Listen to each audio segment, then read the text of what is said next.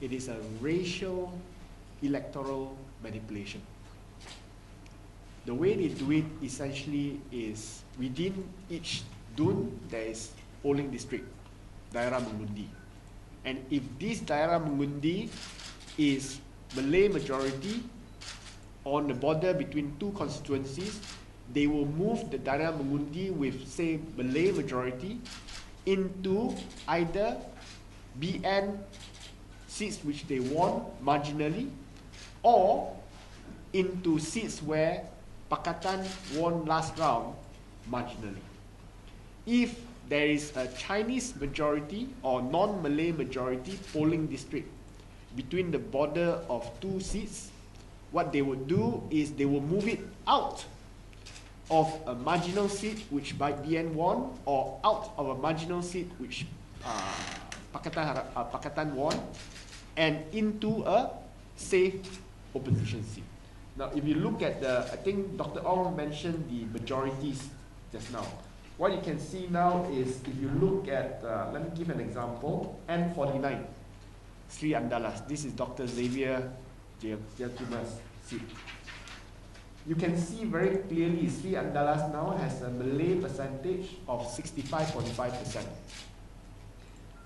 As opposed to, in 2013, 38.9%.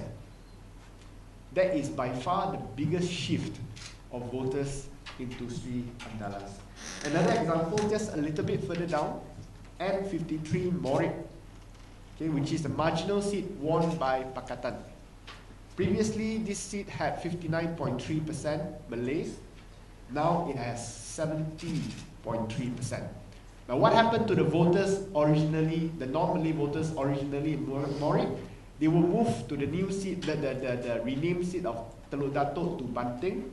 So Banting is N52. You can see a corresponding drop in the Malay voters from 29% to 16.7%.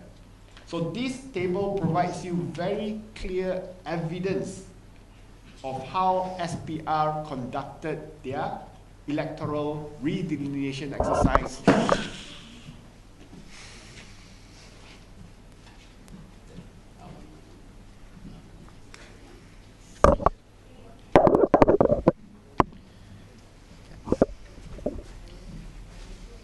Electoral redelineation exercise for Selangor, and in all likelihood for the rest of the country. Okay? And the other example we can give is Dusun Tua. So if you look at Dusun Tua, N23, same thing. The Malay majority for Dusun Tua, which was a marginal seat won by Pakatan the last round, 53.2%. It is now 61.7% Melayu. Now, what happened to the non-Malay voters? It went to the neighboring seat of Balakong, which is N27. Kajang. Kajang. Those went to Kajang, where you can see that the Malay percentage dropped from 48.3% to 44.2%, as well as Balakong from 33.4% to 25.6%. So the Chinese areas in Dusun Tua are split. Some went to Kajang and some went to Balakong.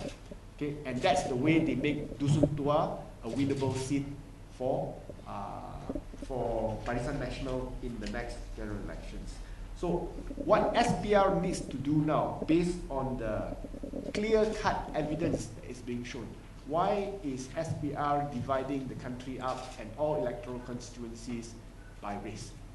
If not to strengthen the hands of Barisan Nasional. There's no other reason to explain the arbitrary shift of voters, especially in constituencies like mine where Selayang Utama becomes part of Damansara. Why? Because they took away voters from Taman Templer to reduce the number of, in this case, Chinese in Taman Templer, to make Taman Templer more, proportionally more Malays, okay, into Damansara, so that I can have bigger majorities, but makes Taman Templer vulnerable. Okay. Now, this is the reason, based on the data that we have at hand, there's no dispute that if the redelineation is passed, okay, if there were concerns over whether Pakatan Harapan can continue to hold on to Selangor, after the redelineation is passed, it will be even harder. So if you ask me, very simple, should Pakatan have an election before or after redelineation?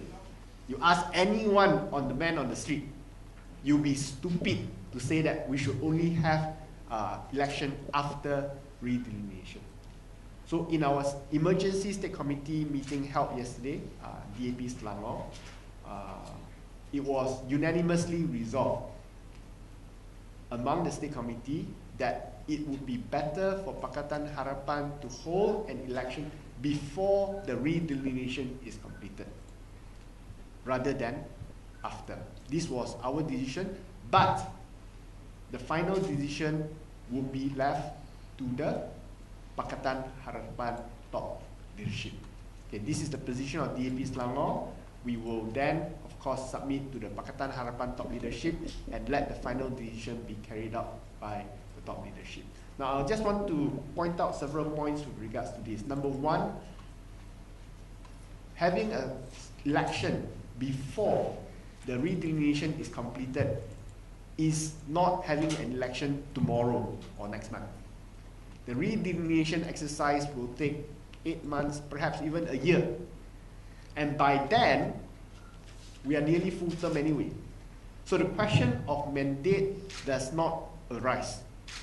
I'm not asking you to, we are not saying that we must do it less than 4 years. It could be 4.5 years by the time you have an election, but 4.5 years, the redelineation is still not completed. I think it may be timely to hold an election. So the question of mandate does not arise. Okay? And I believe that voters out there who have given the mandate for this government would want to give a mandate to a government that is elected based on fair electoral boundaries and not based on manipulated electoral boundaries. So again, the emphasis is mandate is not in question. Okay? We have the powers to call for state elections. Now, Selangor's constitution, however, is a little bit unique in the sense that the decision to call for state elections is also subject to the endorsement and approval by Tuanku. So of course, that's something for Tuanku to decide using his discretion, but I think from a political perspective, we need to take a position as to whether we want or we do not want an election that we determine the date rather than letting it be determined by Najib, which clearly will be held after the seats have been redelineated. So I think that's the only decision we need to make, and we leave it to the Pakatan Harapan leadership to make the necessary calls.